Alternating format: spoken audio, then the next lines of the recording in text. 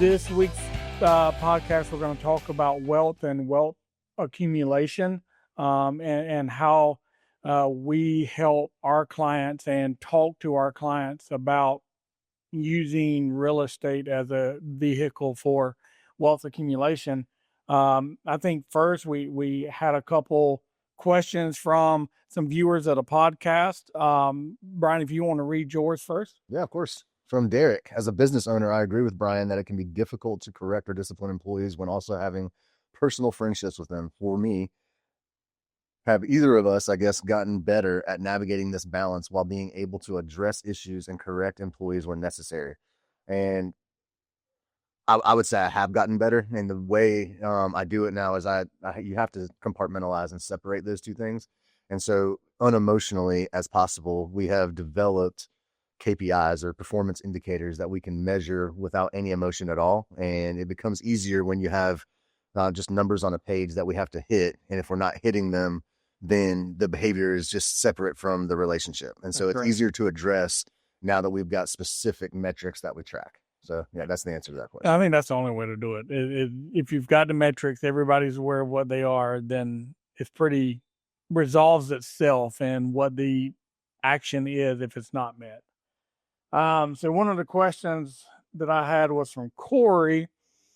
In today's world of social media and texting, I appreciated the point about prioritizing face-to-face interactions.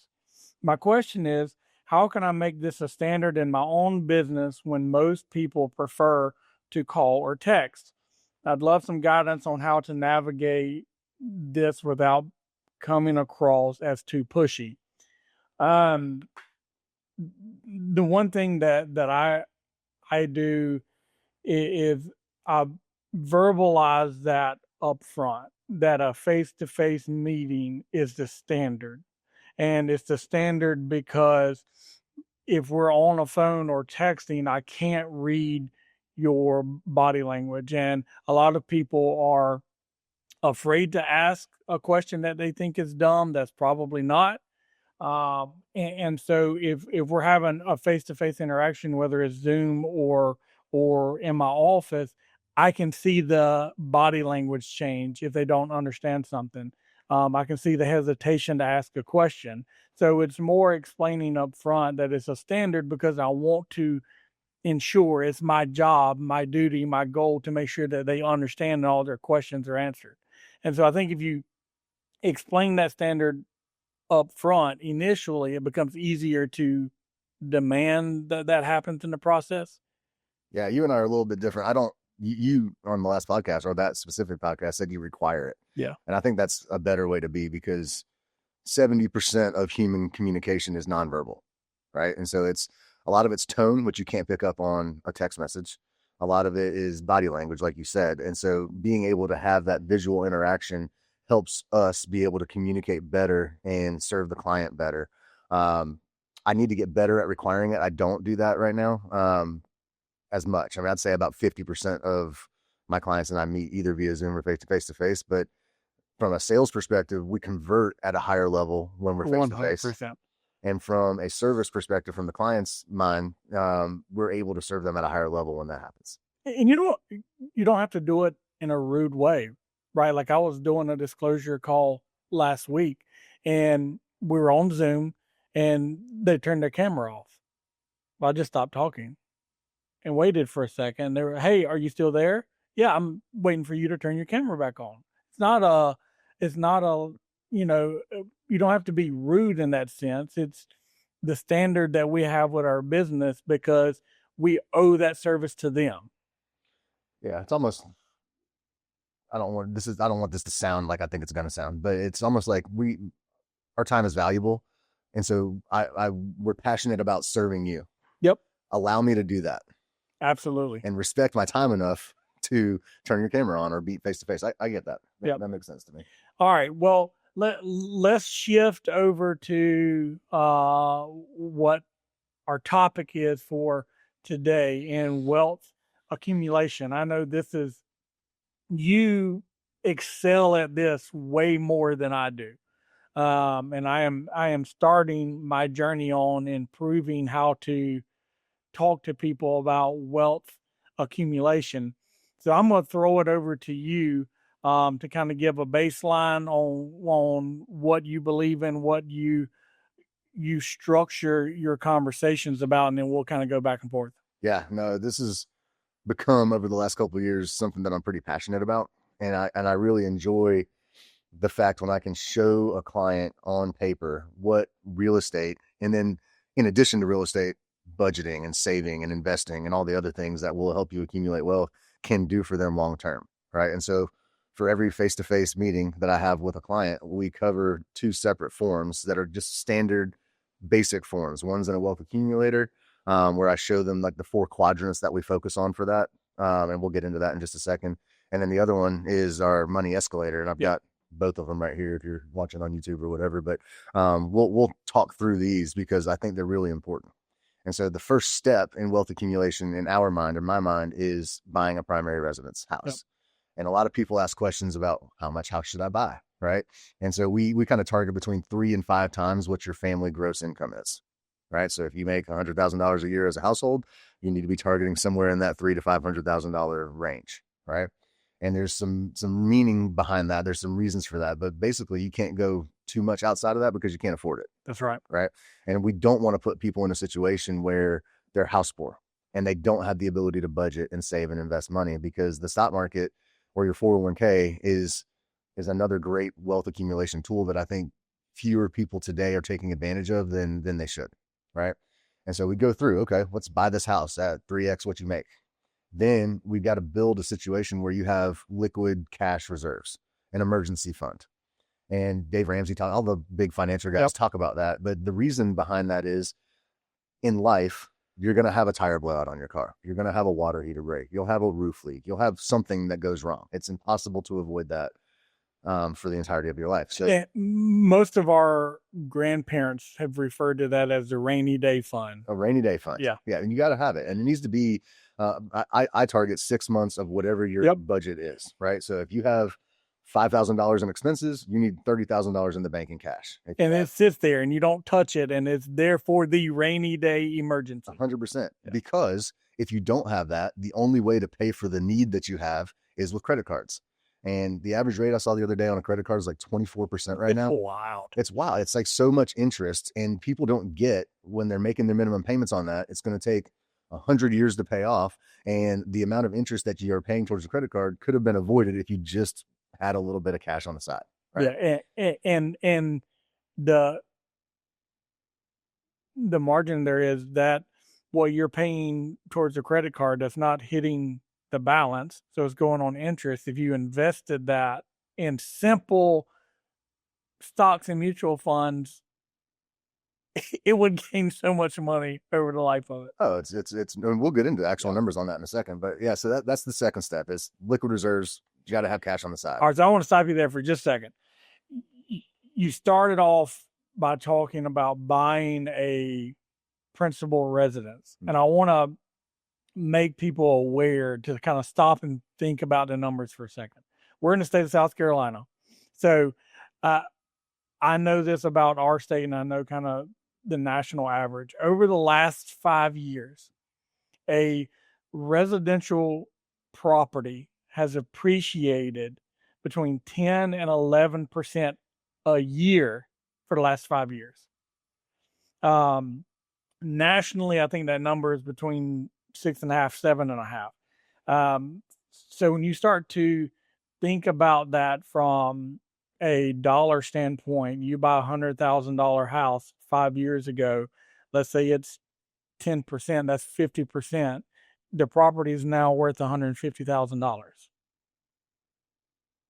Yes. Yeah. Yeah. Sorry. In my head, I was thinking a $500,000 house. Right. But even we're just doing round numbers to make it math easy. That you paid a mortgage payment, which is also a savings account because you're paying the principal down each payment you make, but you also gained $50,000 in value on a $100,000 purchase that you probably, if you're coached correctly, put down between 3 and 10% down to buy.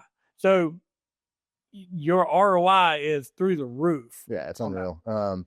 So and even now, so we don't expect 10% Right. appreciation on That's homes going correct. forward, but even the National Association of Realtors just came out a couple of weeks ago and said they are projecting 4% appreciation next year. Yep. Right. So if you bought a, whatever, $100,000 house, you're going to make $4,000 a year, every year forever. Right. And as your house continues to go up, but put that on a $500,000 house. Right. You're going to make 20 grand next year Yep. just for having your home. Right. So it's real equity that people can use in certain ways to increase their net worth over time, That's which I correct. think is really, really Yep. important. Right.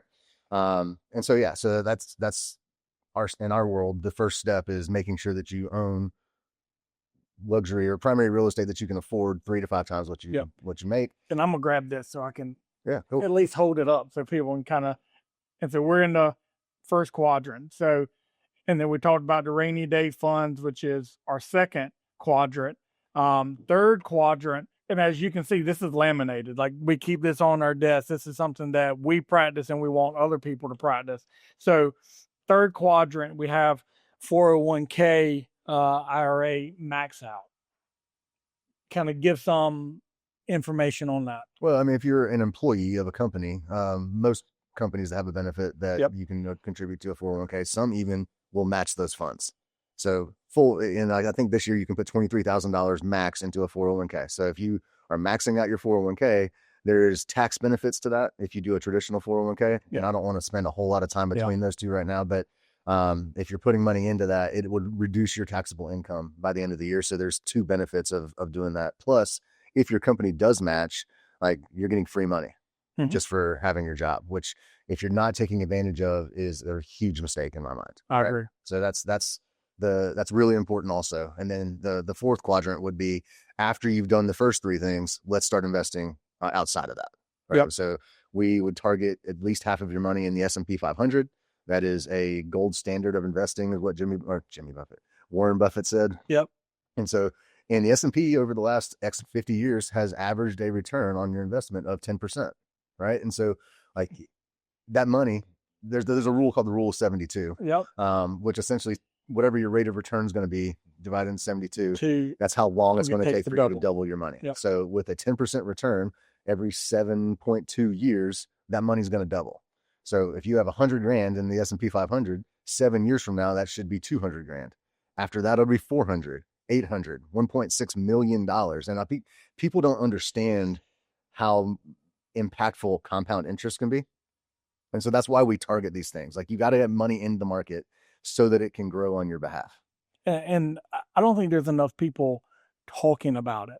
I think society as a whole, we've become very short-sighted, like instant gratification, where, I go put $1,000 in the stock market today. Well, I want to see it have a massive difference tomorrow. Well, that's not how it works. It is a strategic plan of park it, leave it, sit it, and watch it grow. That I don't think a lot of people practice and talk about. It's real life example. I mean, it's something that I'm doing with both of my boys. We put $500 every birthday. They have to go out and research a couple companies that they want to invest in. And I mean, just this morning, my oldest is like, Dad, how'd the stock market do yesterday? I want to know about my stocks. Well, bud, you lost some money yesterday. It's been a couple of days. and he's like, wait, how did I lose money? Well, then I can explain to him this is the importance of researching fundamentally sound, safe companies because we have time. It's going to come back. But from teaching or educating people early on in life, I think that's where it starts to change for the masses is understanding if you can invest early and often and how it works, it can really change generational wealth. It's how you start leaving a legacy. Right? Yeah, absolutely. You can leave a legacy financially by giving somebody money. You could also leave a legacy by teaching somebody money. And you and I both seem to be very passionate about that with our clients right now. And we're both doing it with our kids. Did you get that idea from me, or did we just both do the same thing? You got it from me. This guy. All right. So we probably both got it from Trip. Let's be honest. let's talk about relation, like with our clients, how a return on investment works, because I literally had a conversation last week with a client who wanted to pay cash for a house, had some money. It was a $300,000 house. And so the conversation we had was about return on investment. So you buy a $300,000 house and it goes up 10% and you paid cash for it. Your return on your investment is 10%, right? Right. Like you paid cash for the house, you wrote a check for 300, that house went up 10%, you made 10%, which is great. However, if you put 10% down on that house, and the house, because the house is going to go up in value the same amount, whether you have a mortgage on it or not. That's correct. Right. So if you put 10% down on that house, the house goes up 10% in value. What was your return on investment at that point? So your down payment was 10%, which is 30,000. Mm-hmm. It goes up 10%, made 30,000. So return on investment, was that 100? 100%. Yeah. Right. So leveraged real estate is the way to go, in my opinion. Right. I think you should probably, I mean, you can justify putting 20% down, something like that to avoid in certain situations. Yeah, I mean, all that makes sense. But even in that world, your ROI on that property then is still 50%. It's 5 times higher than if you paid cash for the house. And that money that you pay cash for the house could be in the stock market or an investment of some other capacity where it's also earning a return on your investment, right? So that 300 grand that you pay cash for could just imagine you just put that right into the S&P 500 and started getting 10% a year. Well, that 300 in 7.2 years becomes $600,000. 7 more years after that becomes $1.2 million. Yep. And people don't understand how that works. And so when we are able to educate them, we are quite literally increasing their family's net worth by significant amounts. Yep. And the argument on the other side is, well, I got to pay interest on the mortgage. And that's true. All right. So we've got to just make sure the math works out in your favor, which I haven't come across a situation yet where it doesn't. Yeah. Right. So it's like, to me, that makes this just the way to do it. Now, most people aren't in a position where they can pay cash for a house, so they have to use leverage anyway. Fine. But let's talk about how we can structure loans, because we have a lot of clients that'll come in and say, I want to do a 15-year term so I can avoid paying interest. Great. But let's run the math, right? I mean, because if that 15-year term is $1,000 more expensive a month, and you start saving that and investing that $1,000, yep. Like the numbers on this are nuts. Like $1,000 a month, but over 20-year period becomes $240,000 that you've invested, right? Yep. 12 times, yeah, $240,000 times, right? In that 20-year period, that money is going to have doubled twice. Yep. Or 3 times, really. So 240, right? 20 years, 7, yeah, about 3 times. About so let's just do conservative math and say you only got a 7% return, and so it doubles twice. 240 becomes 480, becomes almost $1 million at the end of that time period that you have now accumulated as a result of the way we structured your loan instead of doing the shorter term interest. So even if you subtracted out the additional interest that you paid on that mortgage, like you're coming out so far ahead investing your money. And you can always accelerate paying off the debt of a mortgage. Like that becomes where, when you look at the numbers written out, it becomes very clear. Oh, the obvious path is to not pay cash. In most cases, not all cases are equal, but in most cases, it is going to be more advantageous for long-term wealth to leverage that money. And I think these are all principles that can be applied to every level of home buyer. Your first-time home buyer might need to start with the rainy day funds, get that set up, and then we can leverage the real estate that you buy to invest and do different things. Or if you're the reset buyer and you've accumulated some unwanted high interest debt, there's a way to leverage that equity to. Yeah, let's talk about that. That's a passion project of mine right now too, because we're seeing so much of it. Yeah. Right. I mean, you bought a house in 2019, 2018, and you have taken advantage of the equity appreciation over the COVID years and even now. And so you've got a bunch of equity. You probably refinanced into a lower rate. And so for the last couple of years, most of those clients have been like, I can't move up right now because rates are so high. Well, rates have come down a little bit. I mean, we're still in the sixes at this point. That might date the podcast, but I mean, we're still higher than the 2.5 or 3% rate that you refinance to. Well, and to be clear, we can all, I think, agree that twos and threes and probably low fours we're not going to see for a while. Right. Twos and threes, I don't think. I mean, I'm fixing to be 40, and I don't think I'll see it again in my lifetime. But maybe some fours in there at some point. I mean, a 5.5% interest rate is a healthy economy. I mean, yes, That's the number.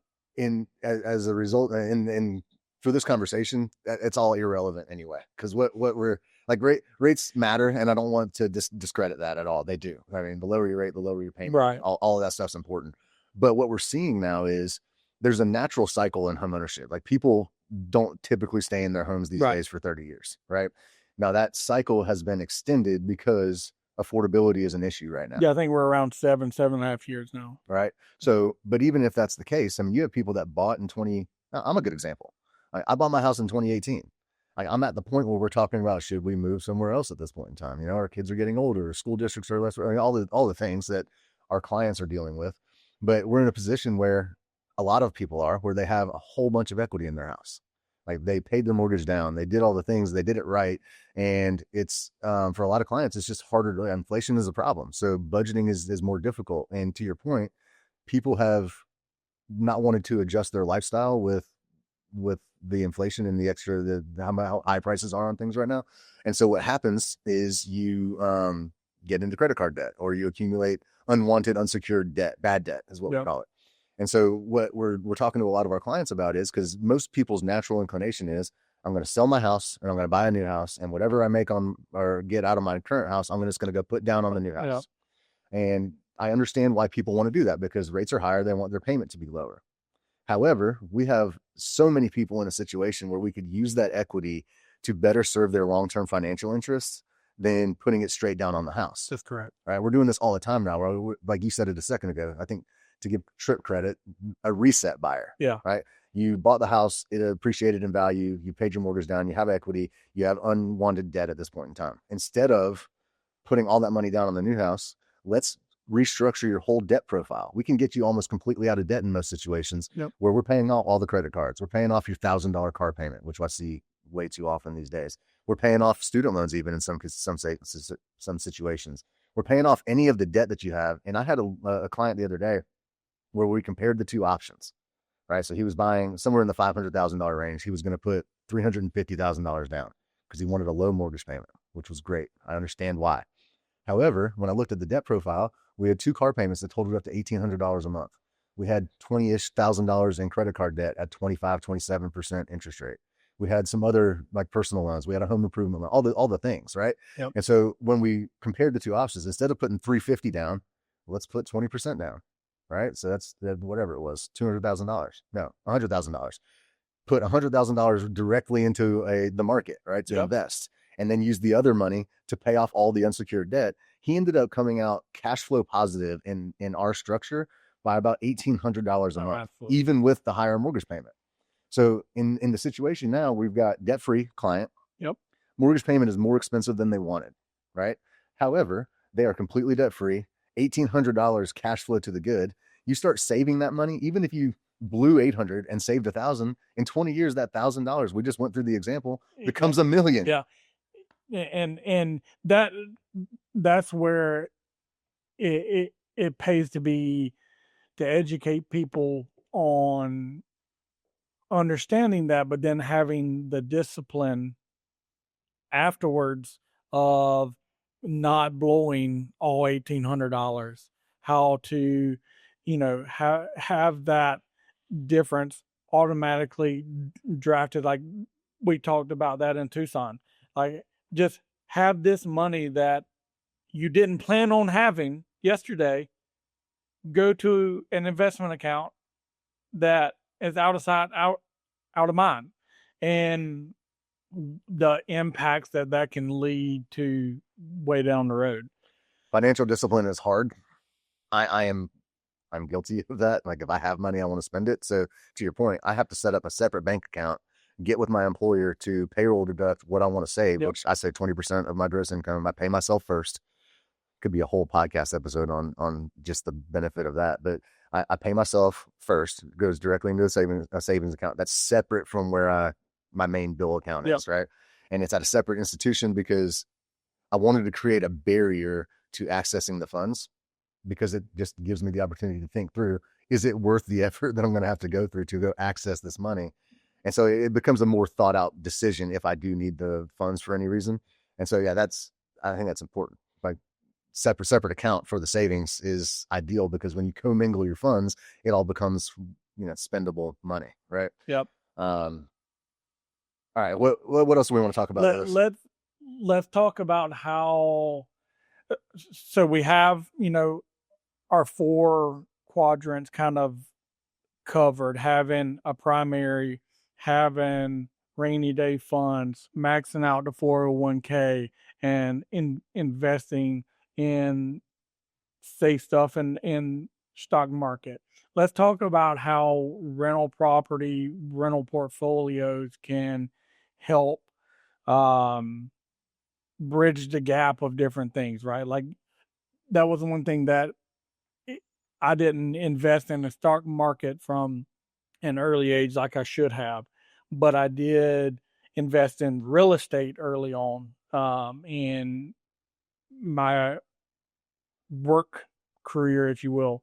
Um, and I bought two real estate properties, one while I was still in college, lived in a room, fixed up the house, eventually got roommates that they they paid the mortgage plus um, rented, bought the other one shortly after, rented those out for years, and um, kicked myself now, but decided to sell them at what I thought was the top of the market on home values, and it's fully funded both of my kids' 529 college plans for, and we can get into a whole argument if you should do a 529 or not. That's not what we're talking about, but the fact that I used a vehicle of real estate to fund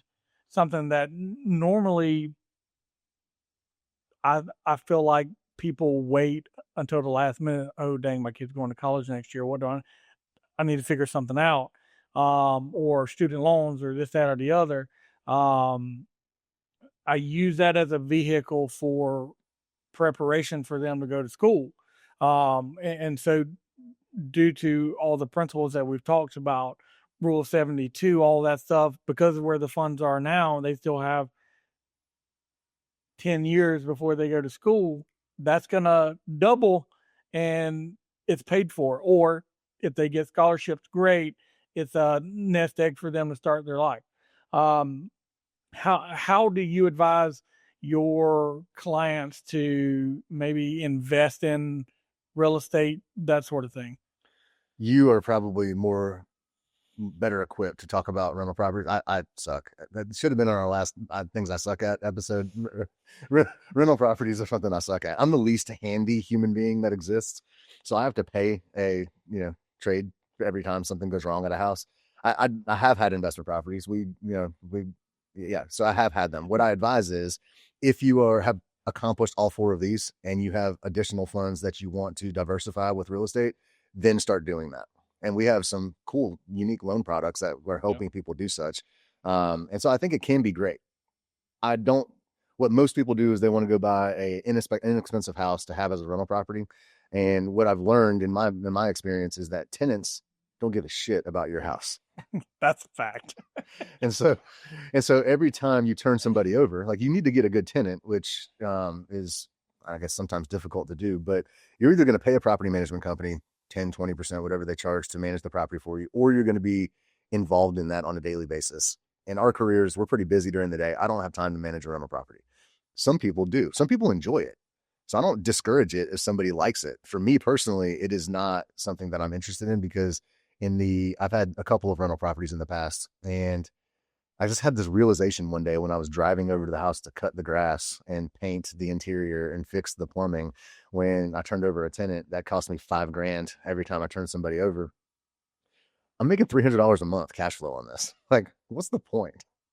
Like for me, it sucked. Now I also bought in 2005 at the height of the market back then. Yeah. I also had a rate that was a little bit higher at the time, and so it's like there were some factors involved in my rental property experience that put a sour taste in my It, mouth about it's it. a definitely a longer term play, right? But when you have, like, I'm fixing to buy another one. Well, buy a new one. I sold everything, but um, with Ellie being here in a couple days, days or weeks, we don't know yet. Um, it's a vehicle that I can buy now, and the goal is 15 years from now, it's been rented, equity has grown 4-5% in appreciation a year, bare minimum, and renters have paid the mortgage down, leveraged that into funds to do different things. Um, but it can be a catch up item in wealth accumulation if you're behind the eight ball a little bit. Buying, it takes a skilled real estate agent partner to find where the value could be. And sometimes you have to have a bigger picture of what's going on in an area that could cause a real estate boom in areas, that sort of thing. Um, but I think, for those individuals who kind of have this in place, it could be another diversification piece, um, for that. Uh, I totally get that too. I know I've had several clients that buy their first time home buyers. They live in that house for several years. They are ready to move up, but they like the diversification aspect of it. They can even leverage that house to get their down payment without selling it, right? We have vehicles for that. Put a down payment on the new house, put a tenant in the house that they're vacating, and then have that mortgage get paid down by yeah, by the tenant. I do think that can be a really good play for long term for people. I just don't happen to be one of them. I look at that stuff often. Like, I look at the last two houses that I sold and where I bought them from and where they're valued now, and it makes your stomach hurt. I mean, I lost money on my first two houses that I had. Like I literally, but again, this was 15, 20 years ago, and we had the crash in '08. We don't expect that Yeah. again. There's so much demand for housing right now. So I don't think that'll be how we might see a flattening of appreciation. You may see in certain markets a small decline in appreciation, but I don't think it's anything that I'm I don't concerned know. about as a I know as that number by heart. That I think it's 85 years or so. And I'm speaking specifically for our state where we live. We've had, in the last, it's 85, 86, 87 years, we've had 4 years of non appreciation. One was zero, just net neutral, and the other three were somewhere between zero point 0.2 and 1.9% depreciation. So we're talking 3 years in 86, 87 years. I'll take the odds. Those are great odds in Vegas. I'm rolling the dice every time. Yeah, Uh, I don't disagree with you on that. I don't see like we get questions all the time. Well, I'm going to wait either for rates to come down or for values to come down. And I mean, you and may get some rates coming down, hopefully, but it's also begun to be careful what you wish for because if we get back into 2% rate, 3% rates again, the economy is going to have to crash. yeah, And so I don't want people to wish for that.